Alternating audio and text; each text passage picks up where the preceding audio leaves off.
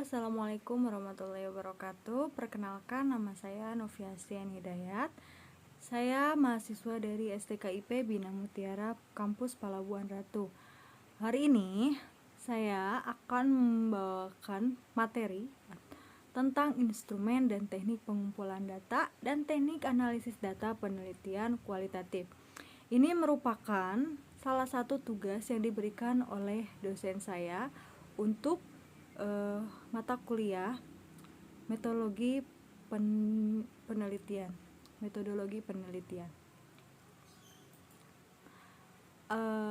Apa saja yang akan kita bahas hari ini? Yang pertama yaitu adalah instrumen penelitian, kemudian yang kedua adalah teknik pengumpulan data, yang ketiga teknik analisis data dan penelitian kualitatif, yang keempat pengertian analisis data, model Miles dan Huberman, dan yang nomor 5 yaitu adalah analisis data model Spradley. Yang pertama yaitu tentang instrumen dan teknik pengumpulan data yang dibagi ke dalam dua. Yang pertama, instrumen penelitian. Apa itu instrumen penelitian? Instrumen penelitian itu mempunyai dua hal utama yang mempengaruhi kualitas data hasil penelitian, yaitu kualitas instrumen penelitian dan kualitas pengumpulan data. Menurut Lincoln dan Gubat tahun 2008 itu menyatakan the instrument of choice is naturalistic inquiry is the human. We shall see that other form of instrumentation may be used in later phases of the inquiry, but the human is the initial and continuing mainstay. But if the human instrument has been used extensively in earlier stage of inquiry, so that an instrument can be constructed that is grounded in the data that the human instrument has product. Selanjutnya yaitu teknik pengumpulan data. Dalam teknik pengumpulan data ini sangat penting, di mana dalam teknik pengumpulan data ini menjadi acuan bagaimana data yang akan dikumpulkan itu sesuai atau tidaknya dengan standar penelitian. Nah, dalam teknik pengumpulan data ini dibagi menjadi dua, yaitu adalah data primer dan juga data sekunder. Nah, sumber data primer ini biasanya didapatkan langsung dari orang yang akan kita teliti. Langsung, berbeda dengan sumber data sekunder di mana kita mendapatkannya melalui dokumentasi ataupun tidak secara langsung. Nah, dalam teknik pengumpulan data ini dibagi menjadi 4. Yang pertama yaitu adalah observasi, kemudian ada juga wawancara, dokumentasi, dan juga triangulasi. Observasi itu ialah pengamatan dengan pencatatan yang sistematis terhadap gejala-gejala yang diteliti menurut Usman dan Purnomo tahun 2004. Sedangkan wawancara ialah tanya jawab lisan gitu antara dua orang atau lebih secara langsung atau percakapan dengan maksud tertentu. Dan nomor 3 yaitu adalah dokumentasi. Dokumentasi itu adalah cara mengumpulkan data dengan mencatat data-data yang sudah ada. Dan yang terakhir adalah triangulasi, yaitu teknik pengumpulan data yang bersifat menggabungkan dari berbagai teknik pengumpulan data dan sumber data yang telah ada. Nah, dalam observasi ini dibagi lagi menjadi beberapa kategori. Teknik-teknik observasi itu dibagi menjadi beberapa. Yang pertama yaitu petunjuk mengadakan observasi. Nah, observasi sebagai metode pengumpulan data dapat mencapai hasil yang baik apabila observasi tersebut dilaksanakan berdasarkan petunjuk-petunjuk yang sudah ada. Kemudian untuk jenis-jenis dan teknik observasi juga itu adalah partisipasi lawannya non-partisipasi, kemudian sistematis lawannya non-sistematis, kemudian eksperimental lawannya non-eksperimental. Kemudian ada juga alat observasi. Alat observasi itu bisa kita lihat dari daftar riwayat kelakuan atau anecdotal record, kemudian catatan berkala.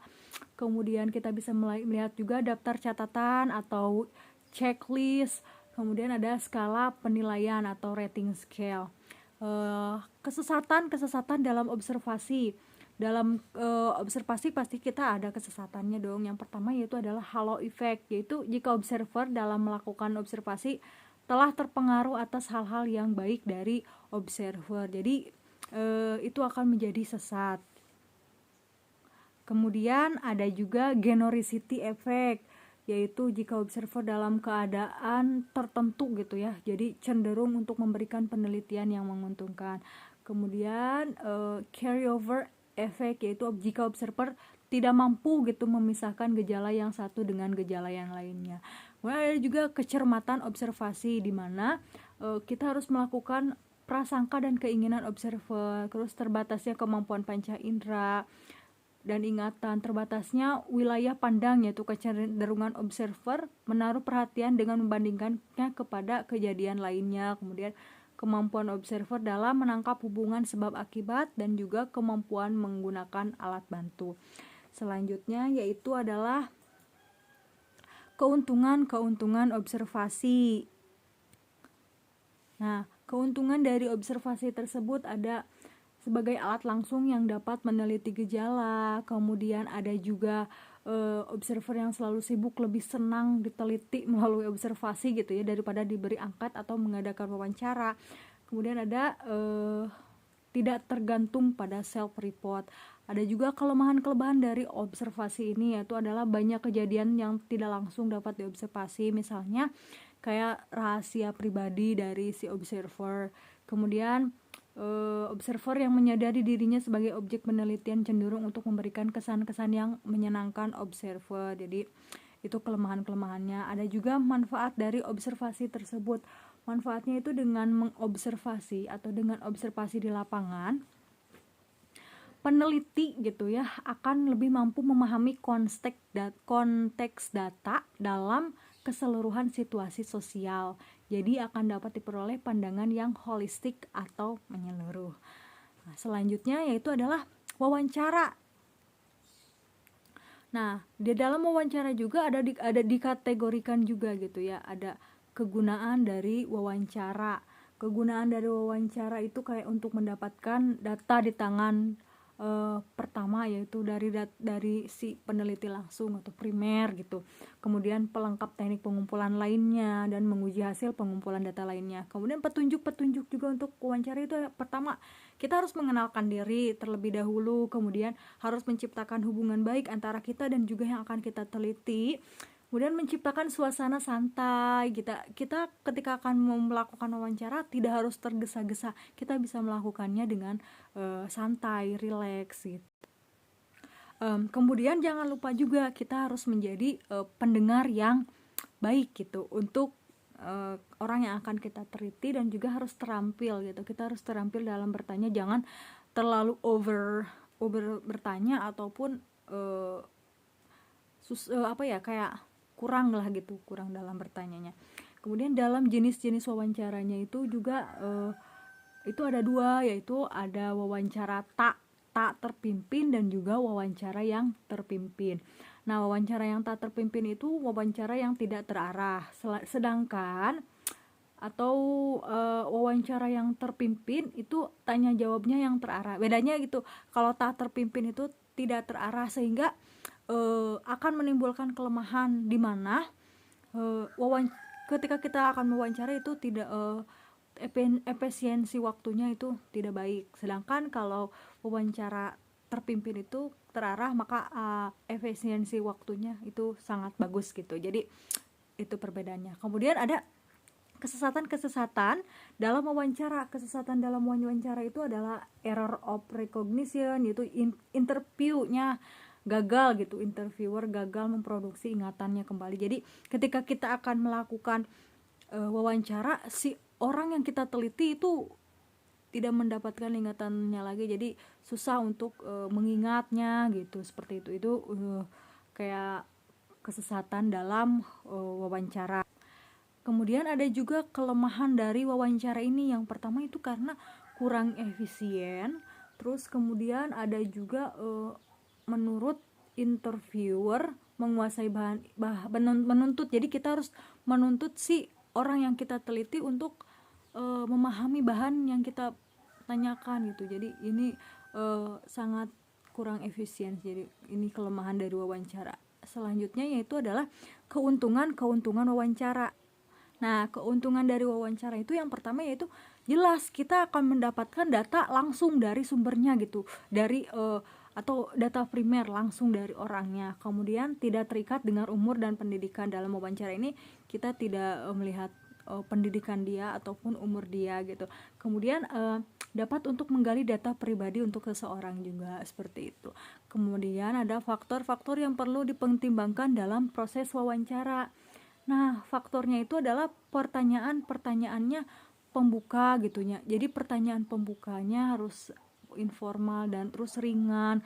Gaya bicara kita bagaimana, nada dan irama kita dalam bertanya itu harus menarik gitu. Terus ajukan kalimat dan pertanyaan yang pendek-pendek dulu sebelum ke pertanyaan yang panjang, biar si orang yang kita teliti atau interviewernya itu merasa nyaman dan rileks, santai gitu untuk melakukan wawancara dengan kita, seperti itu. Nah, kemudian ada bentuk-bentuk pertanyaannya, bagaimana nih? Nah, yang pertama pertanyaan yang berkaitan dengan pengalaman dia atau perilaku si anak gitu. Kemudian kita juga bisa bertanya tentang keadaan dia atau pendapatan nilai dia bagaimana, kemudian perasaan dia juga kita bisa menanyakan seperti itu. Kemudian bagaimana tentang ilmu pengetahuan dia, seberapa jauh ilmu pengetahuan dia bisa kita tanyakan juga.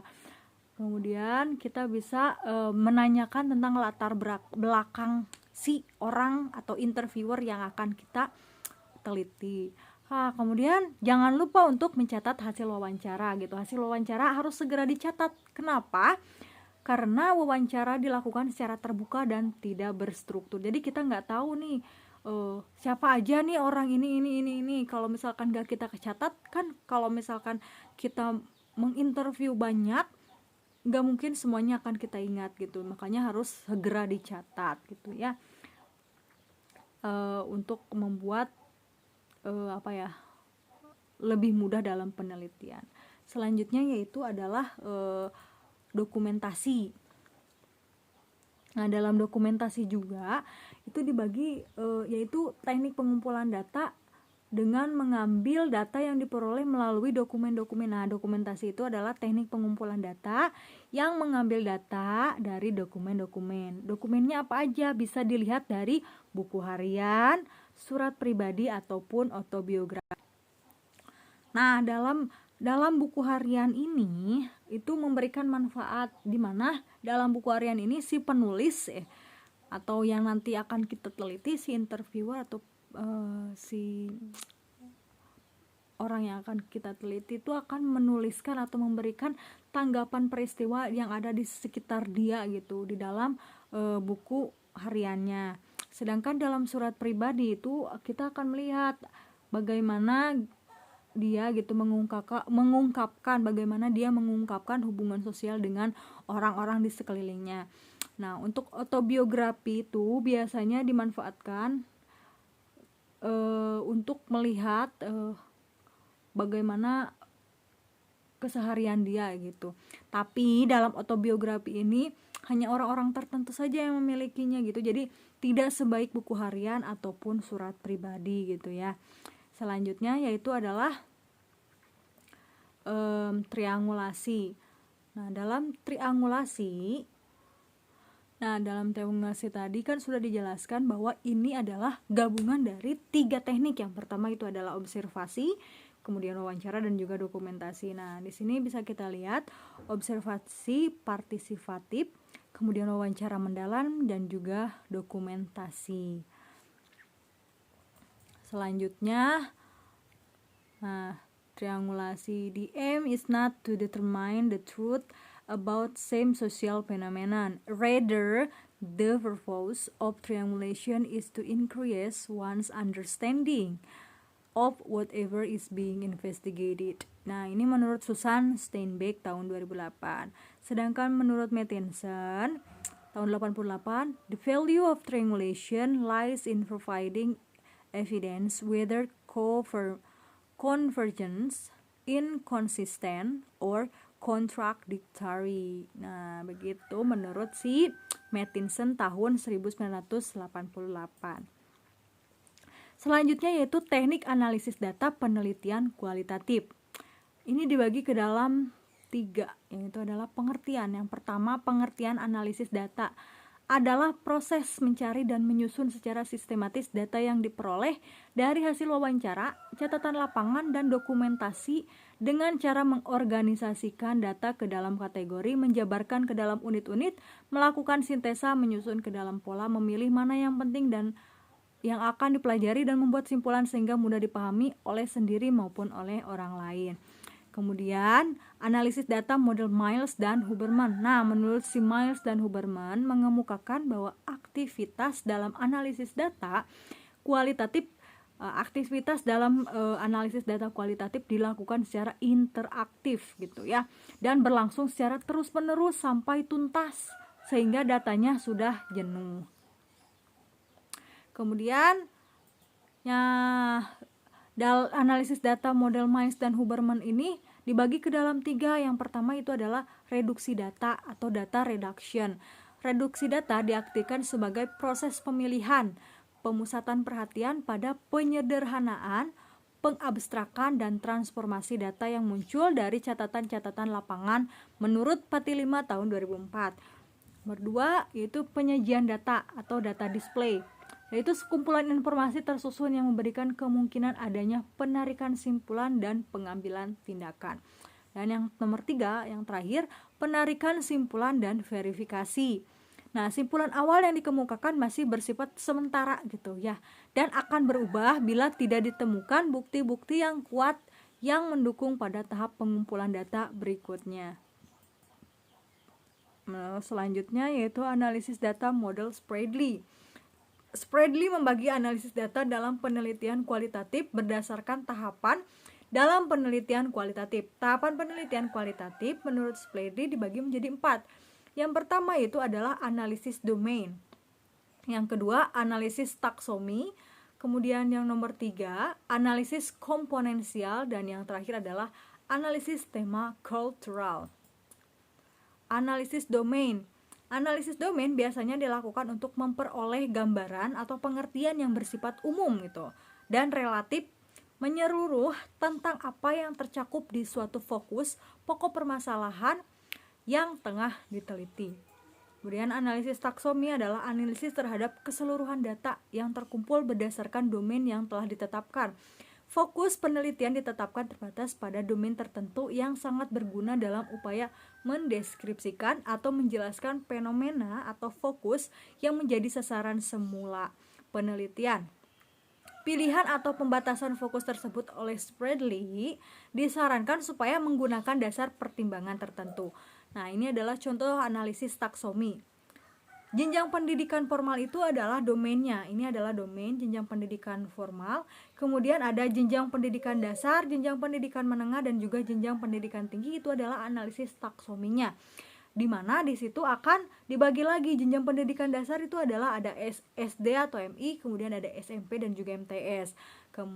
Sedangkan jenjang pendidikan menengah ada SMA, ada MA, SMK, dan juga MAK. Dan dalam jenjang pendidikan tinggi ada akademi, politeknik, sekolah tinggi, institut, dan universitas. Selanjutnya ada analisis komponensial. Pada analisis komponensial yang dicari untuk diorganisasikan dalam domain bukanlah keserupaan dalam domain, tetapi justru yang memiliki keberadaan atau yang kontrasnya. Ini kebalikan dari analisis taksomi dan juga analisis domain gitu. Data ini dicari melalui observasi, wawancara, dan dokumentasi yang terseleksi. Contohnya ada nih, contoh hasil analisis domain, taksomi, dan komponensial. Nah, seperti yang tadi dijelaskan, kalau jenjang pendidikan ini adalah analisis domain.